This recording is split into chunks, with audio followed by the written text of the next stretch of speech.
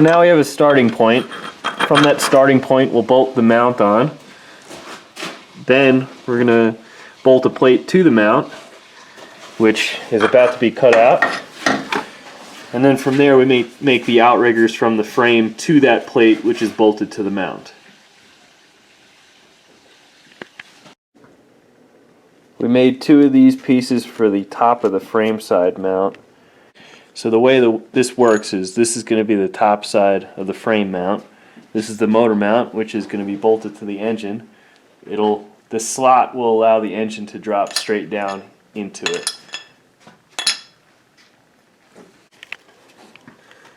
And here you can see on this side, the engine mount is bolted onto the engine, and the rubber isolator.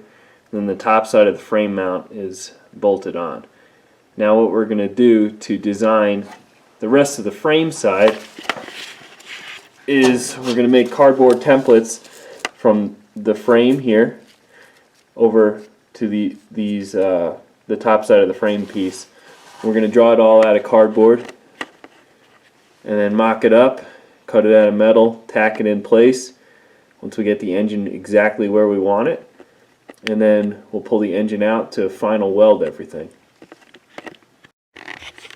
Alright, so we just spent the last hour and a half making sure that everything is lined up.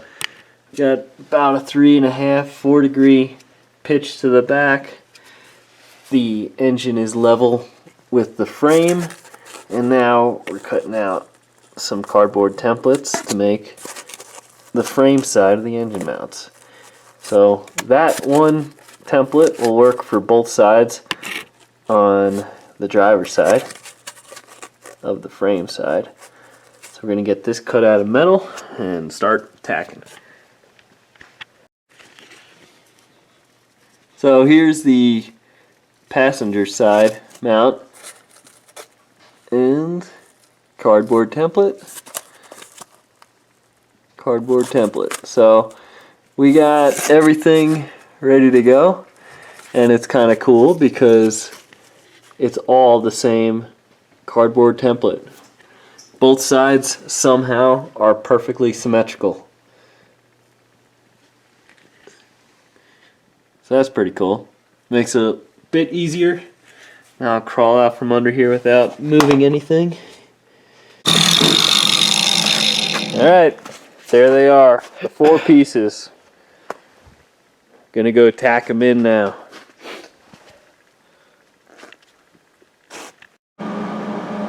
Alright, the mounts are now tacked in. Put some heavy tacks on either side. We're going to take the engine back out again, final weld it, but they are looking good. And I'm going to have another piece that covers this hole here on the top. And it's open on the bottom, so you can access the bolts from the bottom. That's it. It's only 2 bolts to take the engine out. I do like these mounts. They're very simple and easy to work with, and I think it's really going to be a good combination for this engine. As far as I know, we're the first ones to use these. A lot of people, like I said before, are using the Cummins, the 12 valve, the 89 to, was it 90, 93 style Cummins, but like I said, the rubber block's just too tall, too heavy duty for this engine, because you're talking what, half the weight, less than half the weight. Alright, the engine's back out and we're just about to start welding these solid. So I got some good solid tacks where they're at. Should be good. So we're gonna weld it solid to the frame, weld these all up inside and out, and then we're gonna plate the top.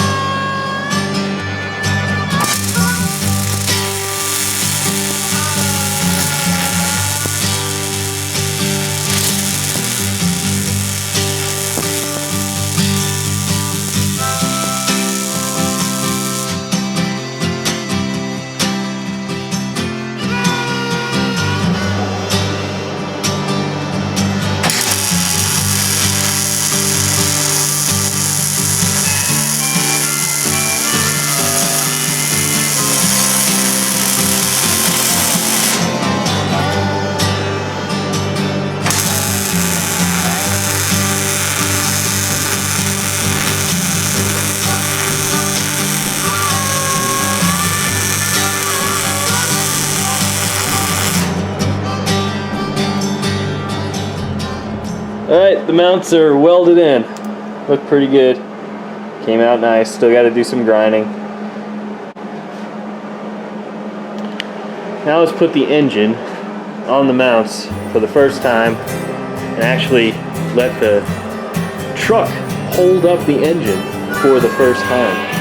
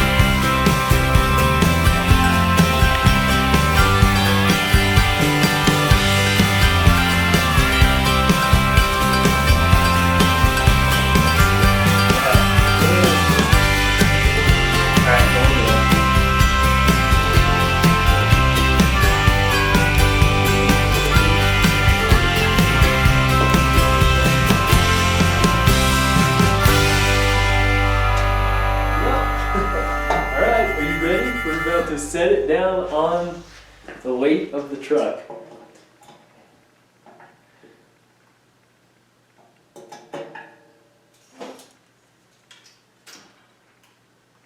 It is resting. Yeah. This Toyota now has a diesel engine.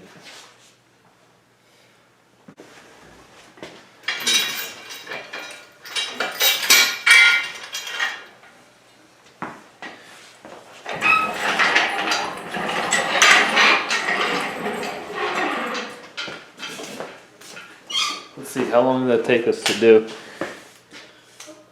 15 minutes to get the engine in. That's not bad.